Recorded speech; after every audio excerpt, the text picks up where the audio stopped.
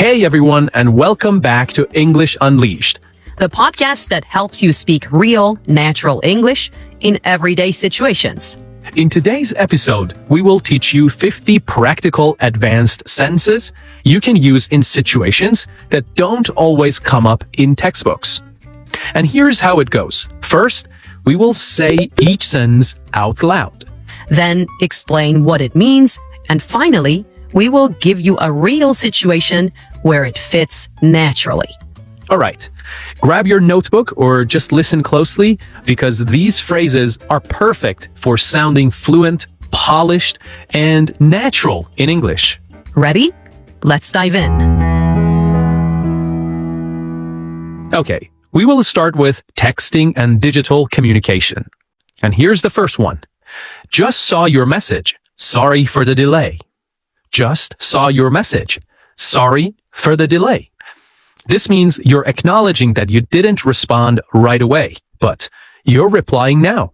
You can use this when you're following up after being offline, distracted, or simply late in responding. It keeps the tone casual and understanding.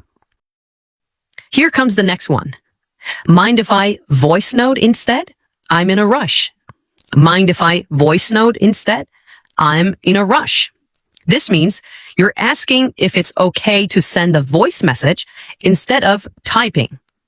You can use this when you're multitasking, maybe driving, walking, or cooking, and want to respond quickly without texting.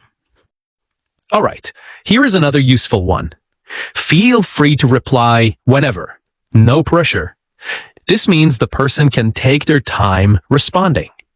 You can use this when you know someone is busy or stressed and you want to let them know there is no urgency. Okay, let's keep going. I'll get back to you once I'm out of this meeting.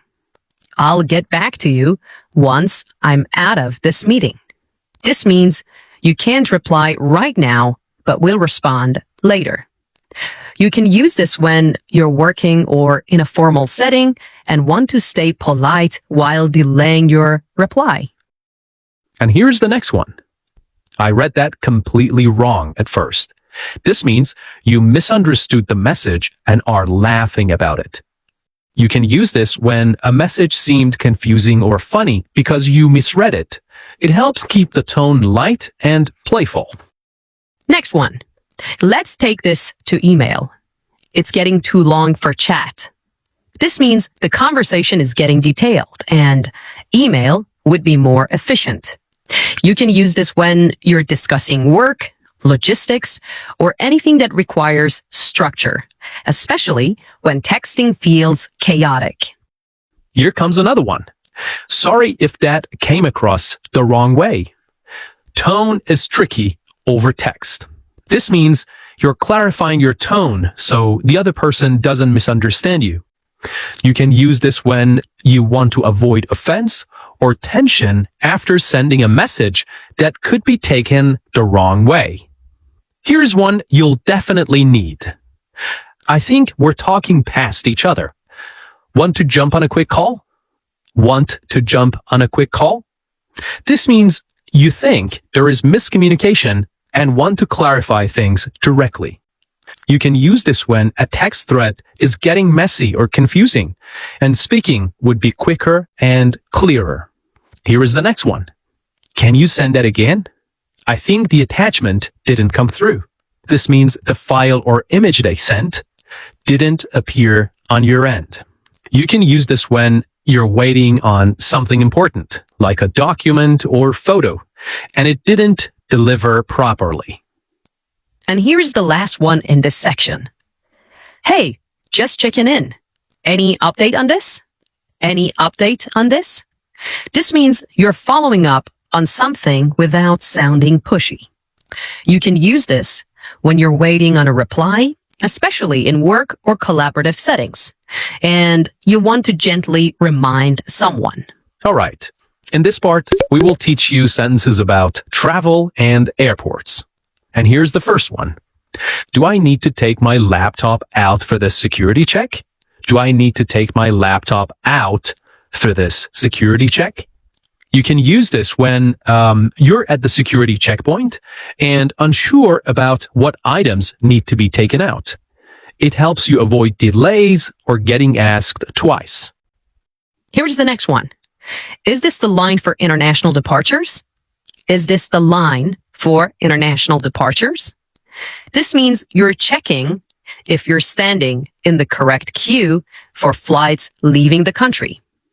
You can use this when you're navigating a busy airport and want to make sure you're not wasting time in the wrong place. Here comes another one. Sorry, I think that might be my seat. I think that might be my seat. This means you believe the person is sitting where your ticket says you should sit. You can use this when you're boarding a flight or train and someone is mistakenly in your seat. This is a polite way to address it without confrontation. All right, let's keep going. Do you happen to know if there is a water refill station nearby? Do you happen to know if there is a water refill station nearby? This means you're asking someone if there is a place where you can fill up your bottle. You can use this when you're trying to stay hydrated and avoid buying plastic bottles, often in modern airports or near gates. Here is another one. Could you help me lift this into the overhead bin? This means you're asking for help putting your bag into the compartment above the seats. You can use this when you have a heavy carry-on and want to avoid injury or struggling in a tight space. This is usually asked of fellow passengers or crew. Next one. My flight's been delayed again. This means your flight is running late, possibly for the second or third time. You can use this when you're texting someone who's picking you up or just venting a little frustration. It's conversational and very common when traveling. Here's another one. Would it be possible to switch to a window seat? Would it be possible to switch to a window seat? This means you're asking politely if there is a chance to change your seat. You can use this when you're speaking to staff at the check-in counter or at the gate and prefer a different seat for comfort or views. Okay, let's go with this one. What's the baggage allowance for carry-ons on this airline? What's the baggage allowance for carry-ons on this airline? This means you're asking how much weight or size is allowed for hand luggage. You can use this when you're about to board or packing and want to make sure you won't be charged extra. Here's a good one. I've got a really tight connection. Is there any chance I could board first? This means you're explaining that your next flight leaves soon and you would like priority boarding. You can use this when you're at the gate and trying to make a fast transition between flights. Airline staff are often helpful if you ask nicely.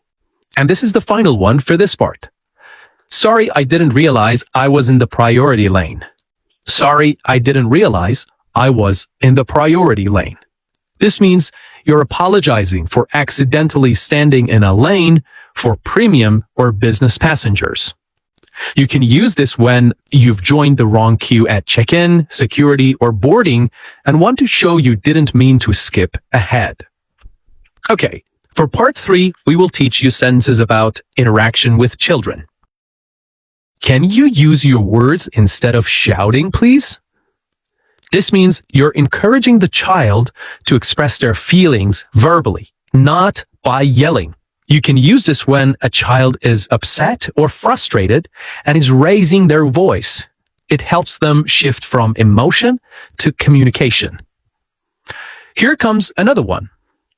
Let's try it again, but this time with our inside voices. This means you're asking the child to speak more quietly. You can use this when you're indoors or in a shared space like a classroom or library, and the child is being too loud. Next one. I love how you figured that out all by yourself. I love how you figured that out all by yourself. This means you're complimenting their independence and problem solving. You can use this when a child finishes a puzzle, zips up their coat, or solves a challenge without needing help. Let's go with this. It's okay to feel frustrated, but we don't hit. It's okay to feel frustrated, but we don't hit. This means you're validating their emotion while setting a boundary for behavior. You can use this when a child acts out physically during an emotional moment. It teaches emotional regulation without shaming. Here is another one. Let's take a break and come back when you're ready. This means you're giving a child space to calm down. You can use this when a child is overwhelmed or refusing to cooperate. It's a respectful way to pause conflict without punishment. Next up, would you like help or do you want to try on your own first? Would you like help or do you want to try on your own first? This means you're offering support while encouraging autonomy. You can use this when a child is attempting something challenging like tying their shoes or opening a snack. Here is another one. I need you to listen with your whole body, not just your ears. This means listening means being still, making eye contact, and paying attention, not just hearing. You can use this when a child is easily distracted or not following instructions. It's often used by teachers. Okay, let's try this one. That was a really kind thing to do. That was a really kind thing to do. I'm proud of you. This means you're praising their good behavior and reinforcing values. You can use this when a child shares, helps someone, or shows empathy. It builds self-esteem and moral awareness. Here is another one. Let's turn that into a learning moment, shall we? Let's turn that into a learning moment, shall we? This means you're about to discuss what went wrong and how to do better next time. You can use this when a child has made a mistake or misbehaved and you want to correct it with kindness and insight. And the last one in this section, how do you think we can solve this together? How do you think we can solve this together? This means you're inviting the child to collaborate on fixing a problem. You can use this when there is a conflict, mess, or difficult situation, and you want to empower the child to be part of the solution. In this part, we will teach you sentences related to working remotely and online collaboration. And here is the first one. Let me know once you've had a chance to look it over.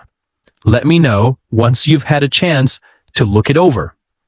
This means you're asking someone to review something and get back to you when they're ready.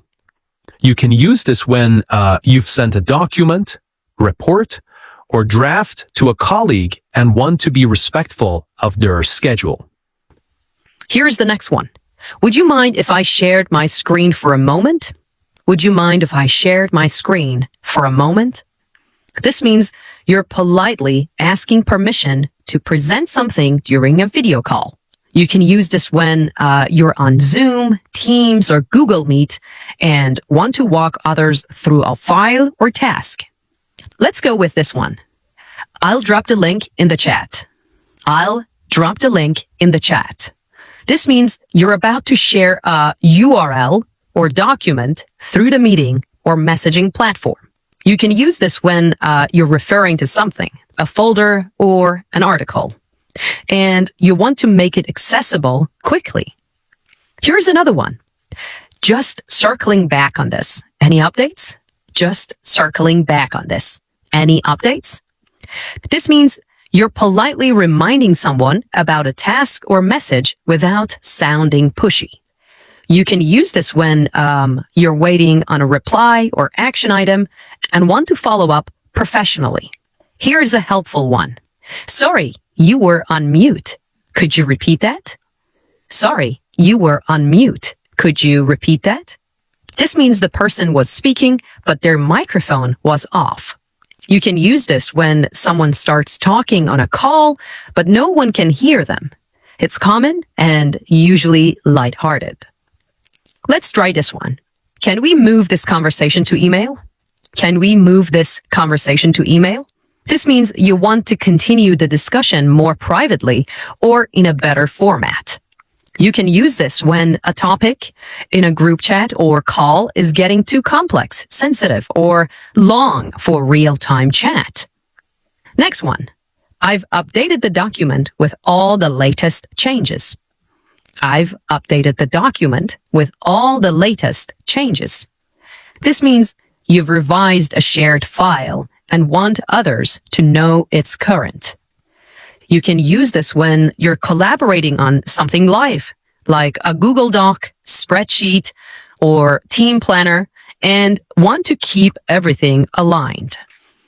Here is another common one. Can we quickly sync up after this? Can we quickly sync up after this?